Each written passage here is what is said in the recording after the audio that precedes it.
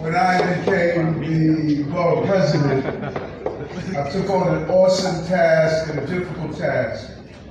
And I had to figure out exactly who was going to assist me as I move forward as the borough president and later on my journey to become the mayor of the city of New York. And that is when I went and visited sometime earlier. I visited Peru many years before becoming the borough president.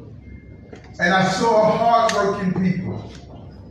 I saw committed people.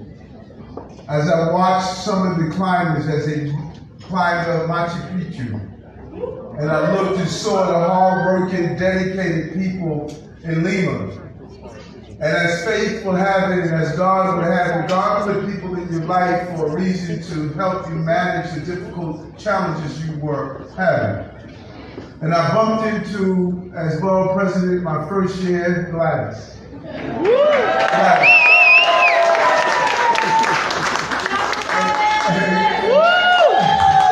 And I saw that Peruvian energy. And when she told me she was from Peru, I said, "You're the person I'm looking for." And she has managed and organized our office. But she also had a story that is often not told. We're defined far too often by our dialect. Because our fluency in the pronunciation of English words, people have a tendency to believe you do not have the academic and the intelligence to get things done. And I said we need to shatter that myth. And Dallas Rodriguez, the first Dominican to be in charge of the Department of Transportation, with his dialect, he still has the intellect to do the job. And over again, the first Dominican deputy mayor, the first Dominican deputy mayor, with her dialect and how she speaks, it shows her intelligence. But what do we do in the process? We shattered the myth. Because being mayor is not only being the first mayor, second mayor of color in the city. If I come alone, then I accomplish nothing. I must bring all of us together. This is in a city that has ignored groups. We should not have to be the first mayor to invite the Peruvian community into Gracie Mansion.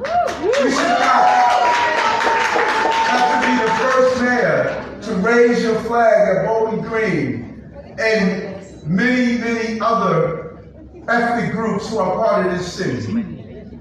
Once we shatter the myth and once we kick open the doors of opportunity, we would take the doors off the hinges so they could never close again for any group in this city or in this country. That's what this is all about. So when we celebrate you, we celebrate our diversity. We celebrate what we have to offer. We celebrate that all of you bring something to this great city. And this country is the only country that tells you, don't abandon your motherland as you embrace your adopted land. You are important to us. And remember, America doesn't tell you to put America first. It says put your country first. I am an African American. You're a Peruvian American. A German is a German American. A Caribbean is a Caribbean American. I'm not American African, I'm African American, and you're not American Peruvian, you are Peruvian American. So never take away your culture, your food, your dance, your intellect, your spirit, your feistiness.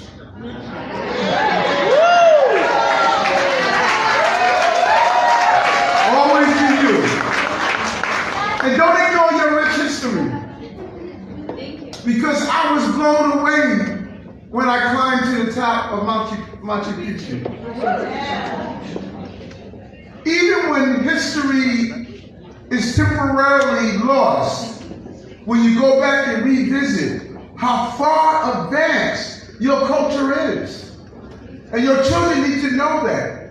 Yes, they should know about George Washington. Yes, they should know about President Lincoln. And they should know about other heroes and sheroes as part of the American experience. But they need to know about your culture. If all your children know is about what happened in America and not what happened in their motherland, that would be a tragedy of epic proportion. It can't happen. That's what Hidden Voices is about. That is why we bring more cultures into our Department of Education. So when that child sits next to another child from another region of the globe, they can sit there with the same level of prowess that a child that is reared in America is sitting there for. And so these are great moments and great opportunities. And I know people hear about the challenges and struggles that's happened all across the entire country, if not the entire globe. And they say that times are hard. But ask yourself, when were times not hard? When weren't we going through difficult situations? When weren't we trying to get through a moment? Times are always hard.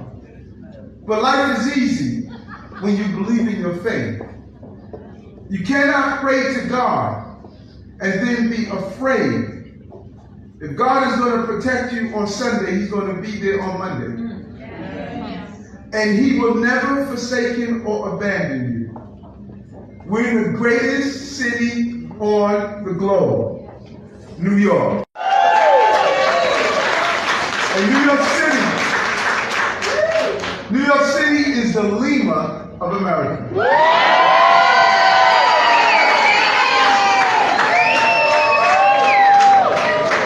One of the largest Peruvian people, or groups of people, is here in New York City. And you bring so much to us. I'm proud to be the mayor of New York and the mayor of the Lima of America. Thank you so much.